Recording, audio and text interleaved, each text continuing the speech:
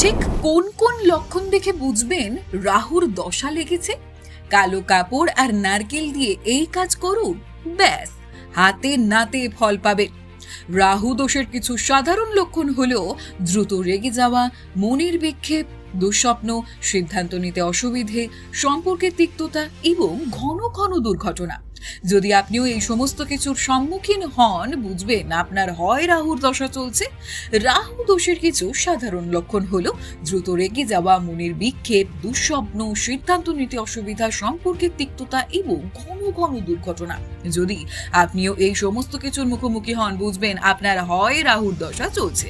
লোহা বা পঞ্চধাতুর আংটিতে গোমেদ রত্ন পাথরটি বসিয়ে শনিবার মধ্যমা আঙুলে পড়ুন। প্রতিদিন পাখিদের খাওয়ান, মাঝে মাঝে 7টি শস্য দান করুন। মাংস, অ্যালকোহল এবং নেশাজাতীয় দ্রব্য থেকে দূরে থাকুন। নিষ্ঠা এবং নিয়মিততার সাথে এই প্রতিকারগুলি অনুসরণ করুন।